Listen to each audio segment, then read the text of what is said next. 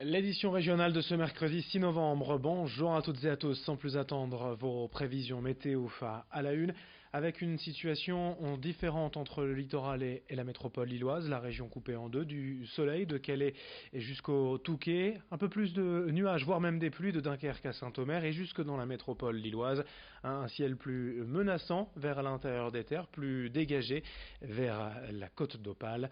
Un temps de saison tout de même du point de vue des températures, 10 à 11 degrés de prévu chaud aujourd'hui. Les prévisions météo complètes près de chez vous après ce journal. Une première image d'abord pour évoquer ces impressionnantes inondations hier dans le Boulonnais. De très violentes averses dans la nuit de lundi à mardi. La Liane et d'autres cours d'eau du secteur ont débordé en surprenant tout le monde, les habitants et les autorités. Personne n'a vu venir cette crue soudaine et imposante. Plusieurs communes et des centaines d'habitations ont été touchées, mais heureusement, aucune victime n'est à déplorer. La décrue est annoncée, mais déjà à d'autres pluies. Dans les prochains jours, laisse craindre le pire aux habitants. D'autres infos, bien sûr, dans nos prochaines éditions. Le football est également avec hier la Ligue des Champions et une nouvelle déconvenue pour le LOSC battu à Valence 4-1. Les Dogs n'ont déjà plus aucune chance de se qualifier en huitième de finale.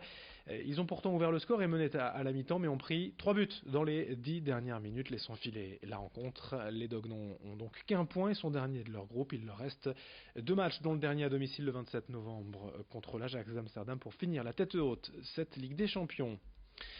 Dans l'actualité et également en région, la réforme de l'assurance chômage entrée en vigueur depuis le 1er novembre avec de nouvelles conditions d'accès aux indemnisations. Pour de nombreux syndicats et associations, ces nouvelles mesures signifient un durcissement des règles pour le GAD, le groupe d'action des demandeurs d'emploi. Cette réforme est, je cite, scandaleuse et inadmissible. Désormais, pour bénéficier de l'assurance chômage, il faudra avoir travaillé minimum 6 mois lors des 2 dernières années, contre 4 mois en 28 mois auparavant. Ce changement devrait entraîner, selon le GAD, d'importantes difficultés pour les travailleurs les plus précaires, en intérim ou CDD. Explication complémentaire au micro de Rémi Desromaux. J'ai des personnes qui viennent me voir ici à la permanence, qui ont une activité parce qu'ils ont voulu reprendre un travail et ils ont un contrat de 3 mois, une mission qui va durer 2 mois, ou quelquefois moins. Et ça, cumulé dans l'ensemble de l'année ou des 2 années, ça ne va pas faire les 900 heures. Donc des personnes vont rien avoir ou très peu. Ça va être une trappe à la pauvreté.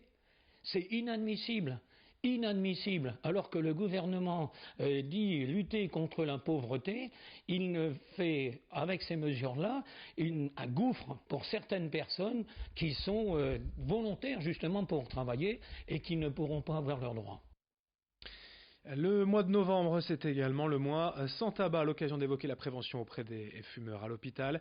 Le CHU de Lille proposait hier un test aux visiteurs pour souffler facilement, pour mesurer et surtout rapidement le taux de monoxyde de carbone dans leur corps.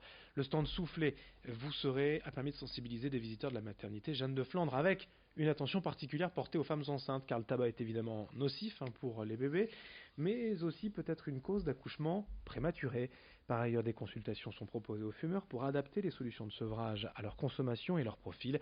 Ces opérations de sensibilisation du mois sans tabac vont se multiplier dans d'autres hôpitaux durant les prochaines semaines. Explication quant à ce test et le monoxyde de carbone que l'on trouve dans le corps au micro d'Idil Gunay. On les fait souffler dans un testeur de monoxyde de carbone qui va être le reflet de la combustion de la cigarette. Donc quelqu'un qui ne fume pas a un taux normal entre 0 et 5 et quelqu'un qui fume va plutôt, il n'y a pas de limite, mais un fumeur va toujours être dans la lumière rouge et avec un chiffre qui s'affiche et qui est le reflet de la combustion de la cigarette du jour. À partir du moment où quelqu'un est intéressé, on peut lui proposer une consultation d'aide au sevrage tabagique et lors de cette consultation, on va déterminer le dosage de substitution nicotinique dont il aura besoin avec une prescription. Et je le rappelle, les substituts nicotiniques sont remboursés par la Sécurité sociale et la mutuelle ou la CMU, donc il n'y a plus aucune avance de frais à faire actuellement à partir du moment où on a une ordonnance faite par le médecin.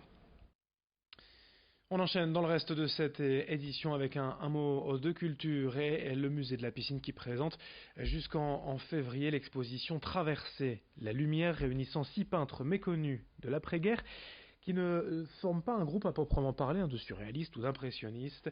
Ce sont surtout des peintres, des artistes qui ne se réclament d'aucune esthétique, mais qui avaient pour souci la quête de reconstruction après la guerre, une quête d'esthétisme, d'émotion, produite par des paysages aimés et une réalité identifiable.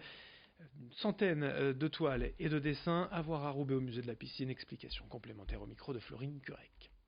Cette exposition réunit effectivement 6 artistes français qui se sont connus après la guerre principalement, qui se sont entraidés, qui ont voyagé dans les mêmes endroits, qui n'avaient pas l'intention de créer une école, de créer un mouvement, mais qui avaient des affinités, notamment ils avaient une grande passion pour la nature et ses mouvements. Ils ont donc chacun de leur côté conduit une démarche d'attention au mouvement, à l'eau, au vent, à la lumière surtout. C'est la raison pour laquelle nous avons intitulé cette exposition Traverser la lumière. Et puisque l'on parle de culture, également le festival aux hautes fréquences actuellement dans la région jusqu'au 29 novembre. Une 4e édition rassemblant plus de 80 concerts dans tout le territoire. Présentation avec Rémi Desromaux. Pour cette 4e édition du festival Haute Fréquence, on vous présente quelques artistes qui seront programmés du côté de la métropole lilloise et près du littoral. Commençons immédiatement à Louvroil, le samedi 23 novembre, avec Malik Djoudi. Ce chanteur d'électropop au style hypnotique présentera au public son nouvel album Tempérament. Je cherche mes pires. Dans un autre registre, le mercredi 27 novembre, au Grand Mix de Tourcoing, le groupe de rock Troupa Troupa viendra présenter son 4e album. Ce groupe polonais donne dans l'univers du post-rock et du rock psychédélique.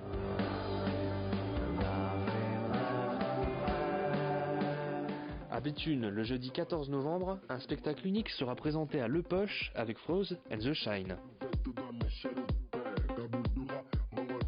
Du côté de Vieille Église, l'Écopole accueillera Human. Ce duo électronique basé entre Lille et Paris vous fera découvrir son nouvel album qui arrive cet automne. Pour plus d'informations, si vous voulez avoir la liste des 80 concerts qui sont prévus dans les Hauts-de-France, ainsi que la programmation et les chanteurs qui seront présents, n'hésitez pas à vous rendre sur le site Haute Fréquence. Merci de votre fidélité. L'info continue dans un instant avec vos prévisions météo dans une poignée de secondes et un autre journal dès le prochain quart d'heure. Très bonne journée à toutes et à tous.